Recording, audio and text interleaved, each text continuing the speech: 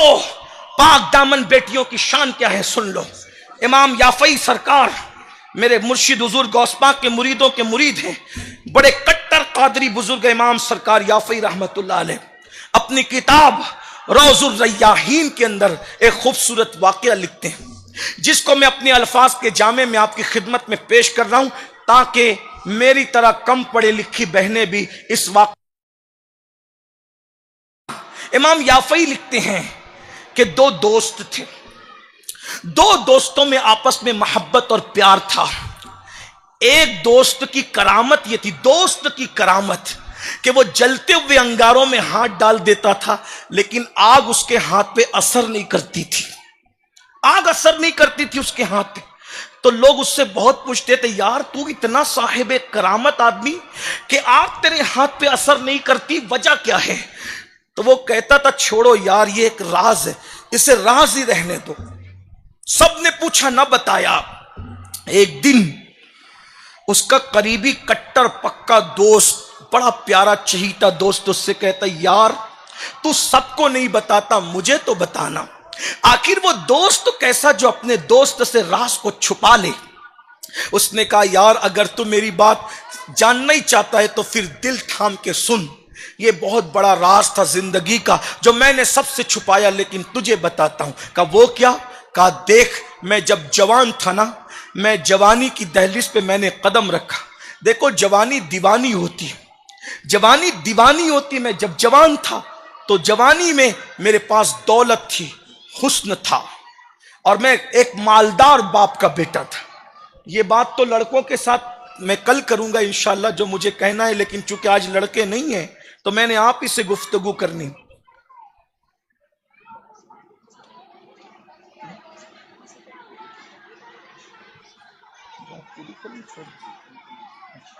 जी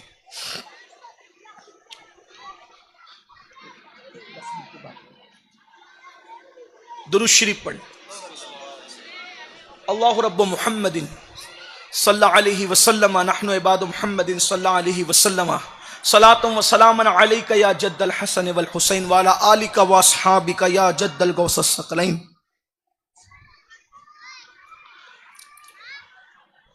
लोग पूछते थे कि तू आग में हाथ डालते, आग तेरे हाथ पे असर क्यों नहीं कर?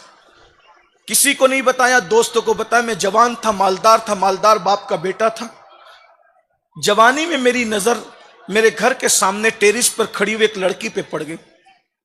लड़की बड़ी खूबसूरत थी, बड़ी हसीन थी, जमील थी, आंखें चार हो गई। मैंने सोचा पूरी जिंदगी गंवा दूंगा, पूरी दौलत दांव पे लगा दूंगा, इस लड़की को मैं हासिल करूंगा। जुनून था, जवानी में जुनून होता है, जवानी बहुत जुनूनी हो। जुनून कहते ही पागलपन को। जवानी का जीम और जुनून का जीम लाजिम और मलजूम। बस हम इतना ही कहते हैं कि जब दो जीम एक साथ हैं तो इस जुनून को इश्क मजाजी यानी अपने जैसे लोगों के जुनून में तब्दील करने की बजाय जुनून इश्क मुस्तफा में तब्दील कर दो। इंशाअल्लाह दुनिया भी जन्नत बन जाएगी और आखिरत भी जन्नत बन जाएगी। जुनून जरूर हो जवानी में, लेकिन इश्क मुस्तफा का जुनून, मोहब्बत रसूल का जुनून। अरे धोखा देने वालों से क्यों दिल लगाते हो नादानो? अगर दिल ही लगाना है तो जाने वफा से दिल लगाओ, दुनिया भी समझ जाएगी और आखिरत भी। और इश्क तड़पाता है, इश्क मुस्तफा सुकून अता करता है। हर इश्क जलील करते हैं, इश्क मुस्तफा इज्जत देता है। हर इश्क जो है वो जमीन में धसा देता है, इश्क मुस्तफा काबे की बुलंदियों पे खड़ा करता है। और इश्क गुमनाम कर देता है, इश्क मुस्तफा नेक नाम कर देता है। और इश्क बदनाम कर देता है, इश्क मुस्तफा ऐसी इज्जत अता करता है, इंसान कब्र में चला जाए तो भी उसका नाम बाकी रहता है। मेरे इमाम कहते हैं, इश्क तेरे सदके जलने से छूटे सस्ते, जो आग बुझा देगी वो आग लगाई है। और इश्क लोगों के दरमियान सर झुका देते हैं। इश्क मुस्तफा कब्र में नकीरैन से भी इज्जत वसूल कर लेता है। नकीरैन करते हैं, ताज़ीम मेरी फिदा हो के तुझ पे ये इज्जत मिली है। अल्लाह अकबर। तो वो जवान कहता है, मैं जवान था, खूबसूरत था, हसीन था, मालदार था। लड़की सामने नजर आई, उससे दिल दे बैठा, आंखें चार हो गई। حاصل کرنے کی کوشش کی، لیکن وہ لڑکی کی تربیت ایسے ماحول میں ہوئی تھی، میں جتنے بھی ڈورے ڈالتا تھا سارے ڈورے ناکام ہوتے، میں جتنی بھی لالچ دیتا تھا، اس کی تربیت ایسے ماحول میں ہوئی تھی کہ وہ لڑکی میرے دامے فریب میں نہیں آتی تھی، میرے مکر میں نہیں آتی۔ میں نے بہت لالچ دی، مال کی، شادی کی، اس کی، کسی پہ اس کی رال نہ ٹپکی، کسی پہ وہ نہیں للچائی۔ پتہ ہے کیوں؟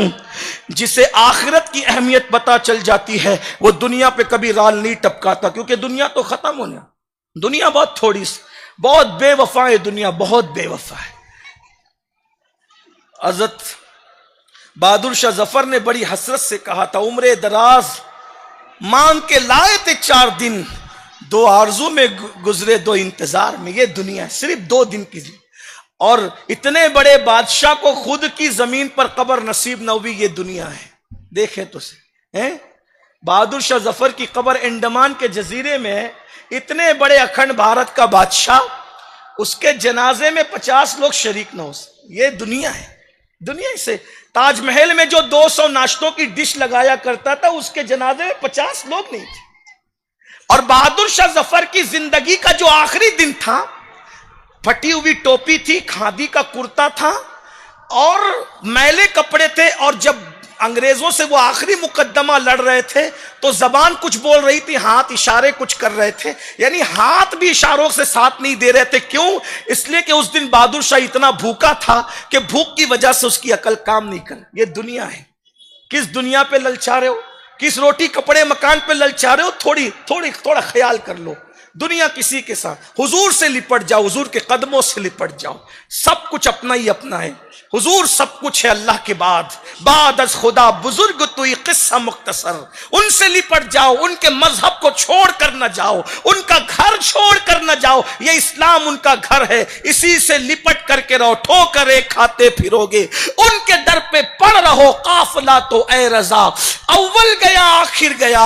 اور میرے امام کہتے فرقے گلی گلی تباہ، ٹھوکریں سب کی کھائیں کیوں، دل کو جو عقل دے خدا تیری گلی سے جائیں کیوں، رخصت قافلہ کا شور گش سے ہمیں اٹھائیں کیوں، سوتے ہیں ان کے سائے میں کوئی ہمیں جگائیں کیوں۔ اللہ اکبر۔ وہ کہتا ہے کہ مال تھا، دولت تھی، سب تھا، میں نے لڑکی کو حاصل کرنے کی کوشش کی، لیکن وہ لڑکی میرے دامے فریب میں بالکل نہ آئی۔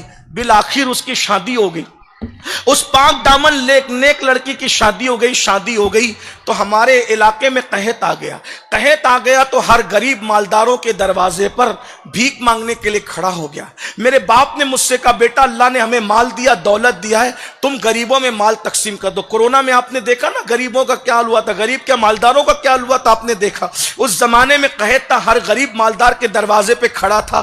وہ نوجوان اپنے دوست کو واقعہ سناتے ہوئے کہتا ہے کہ میں نے دیکھا کہ قطار میں جو لوگ لگے ہوئے تھے، اس قطار کے اندر، اس کیو کے اندر وہ لڑکی بھی لگی ہوئی تھی جس سے میں پیار کرتا۔ بہت عرصے بعد وہ لڑکی دکھی تو میں نے سوچا آج اس کی غربت کا میں بھرپور فائدہ اٹھاؤں گا، آج اس کی غربت کا میں بھرپور فائدہ اٹھاؤں گا، آج اس کی مجبوری کا میں بھرپور فائدہ اٹھاؤں گا۔ اور میں نے اپنے نوکروں سے کہا تم ان سب کو تقسیم کرو۔ وہ لڑکی کو لے کے میں کمرے میں آیا اور لڑکی سے کہا لڑکی تو کیوں آئی ہے؟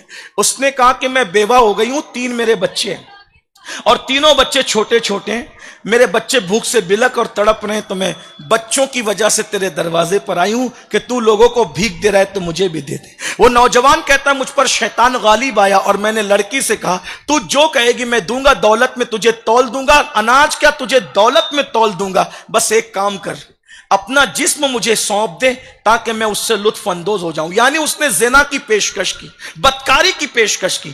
پتہ ہے وہ لڑکی غریب تھی مگر بے غیرت نہیں تھی، نیک ماں باپ نے اس کی اچھی تربیت کی تھی۔ سیدہ فاطمہ الزہرا کے کردار کے سائے میں لڑکی نے فوراً ایک جملہ کہا، اے نوجوان اللہ سے ڈر، لذت کے لیے گناہ مت کر، لذت چلی جائے گی گناہ باقی رہ جائے گا۔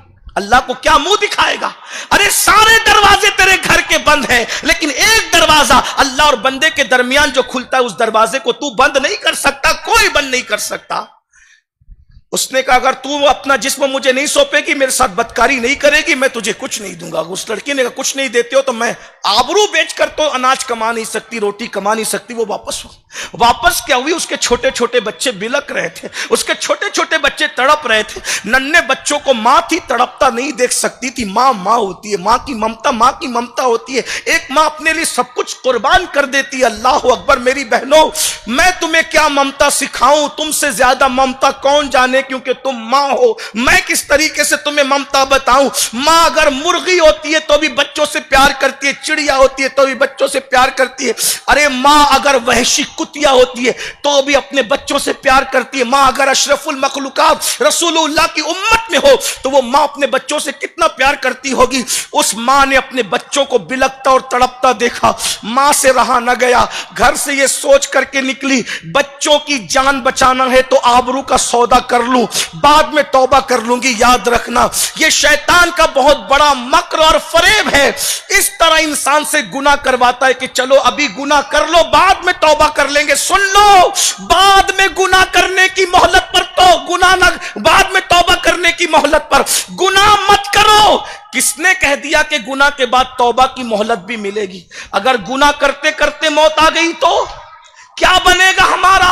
یہ دنیا تو 2 دن کی ہے، جو آخرت ہمیشہ رہنے والی ہے۔ والآخرۃ خیر وابقیٰ، آخرت ہمیشہ رہنے والی ہے اور بہتر ہے۔ آخرت برباد ہو جائے گی، آخرت تباہ ہو جائے گی میری بہنوں۔ اس لڑکی نے یہ سوچ کر کہ چلو ابھی روٹی حاصل کرنے کے لیے گناہ کر لو، بعد میں توبہ کر لیں گے، لیکن جیسے اس کے پاس ہے اس نے کہا کیا اپنا جسم دے دو گی؟ زبان سے ہاں نکلنے سے پہلے بدن لرز گیا، کیونکہ وہ جانتی تھی اللہ دیکھ رہا ہے۔ ان اللہ کان علیکم رقیبا، اللہ دیکھ رہا ہے، اللہ دیکھ رہا ہے، اس کا تصور تھا۔ کانپ گئی، اور اس کے بعد جب اس مرد نے کہا کہ تو جو کہے گی میں دینے تیار ہوں، بس اتنا کہ اپنا جسم دے دے، اس نے اس شخص سے کہا خبردار، اچھی طرح یاد رکھ، میں آبرو دے کر کے بچوں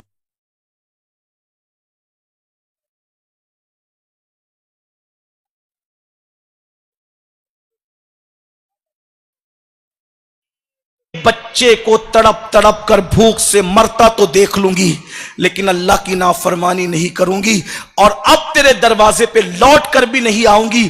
یہ کہہ کر وہ لڑکی جیسے ہی پلٹ کر کے گئی، اللہ نے اس کا دل بدل دیا۔ یاد رکھنا اللہ کا وعدہ ہے جو مجھ سے ڈر کے گناہ چھوڑ دے، میں اسے ایسی جگہ سے رزق دیتا ہوں جہاں اس کا گمان بھی نہیں جاتا۔ میری بہنوں، جب وہ پلٹ کے چلی گئی وہ لڑکے کا دل بدل گیا۔ وہ جوان کہتا ہے میرا دل بدلا، اور میرے دل میں خیال آیا کہ یہ غریب ہو کر اللہ سے اتنا ڈرتی ہے تو مجھے مالدار ہو کے اللہ سے کتنا ڈرنا چاہیے۔ اور مال و منال لے کر، تحفے تحائف لے کر، اور ساز و سامان لے کر، غلام کنیزوں کے ساتھ وہ اس لڑکی کے دروازے پر گیا، دستک دی، اندر سے آواز آئی کون؟ باہر سے اس نے کہا بہن دروازہ کھولو، میں تمہارے لیے تحفے تحائف لے کر کے آیا ہوں۔ لڑکی نے دروازہ کھول کے مجھے دیکھا تو کہا اب بھی پاپ کے ارادے سے آیا ہے؟ کہا نہیں، جب تو غریب ہو کر اللہ سے اتنا ڈرتی ہے تو مجھے مالدار ہو کر اللہ سے کتنا ڈرنا چاہیے۔ اس لڑکی کو کہا کہ یہ سامان لے لو۔ میں نے، اس لڑکی نے کہا رک، ابھی نہیں لوں گی۔ اس نے سر سجدے میں رکھا اور بلند آواز سے دعا کی، اللہ میں اس نوجوان کے لیے دعا کرتی ہوں کہ تو اس پر دنیا کی آگ بھی حرام کر دے اور جہنم کی آگ بھی حرام کر دے۔ وہ نوجوان اپنے دوستوں سے کہتا ہے میرے بھائی، اس متقی پاک دامن لڑکی کی دعا کا نتیجہ ہے کہ جس دن سے اس نے دعا کی ہے میں آگ میں ہاتھ ڈال دیتا ہوں، آگ میرے ہاتھ پہ اثر نہیں کرتی۔ جب اللہ نے دنیا کی آگ مجھ پہ حرام کر دی ہے، امید ہے کہ انشاءاللہ مجھ پر جہنم کی آگ بھی حرام ہو گئی ہوگی۔ میری بہنوں دیکھو، عزت بچانے والی نوجوان لڑکی اگر کسی آوارہ لڑکے کو دعا دے دے تو اس کو کرامت مل جاتی ہے، خود اس کی اپنی لڑکی کی کرامتوں کا حال کیا ہوگا، خود اس کے اپنے مقام و مرتبے کا حال کیا ہوگا۔ اس لیے میں اس سنی اجتماع میں اپنی بہنوں سے، بیٹیوں سے کہتا ہوں سب کچھ قربان کر دینا، 2 چیزیں بچا لینا، دنیا اور آخرت سب سمر جائے گی۔ ایک ایمان بچا لو اور ایک عزت بچا لو، دنیا بھی کامیاب ہے اور آخرت بھی کامیاب ہے۔ انشاءاللہ تبارک و تعالی اگلی گفتگو پھر کبھی کریں گے۔ اللہ تعالی ہم سب کی بہن بیٹیوں کی عزت آبرو کی حفاظت کرے۔ اگر دل جلی ہوئی آواز میں کوئی آپ کی شایان شان جملہ آپ کے شان کے خلاف نکل گیا تو اس کے لیے معافی چاہتا ہوں.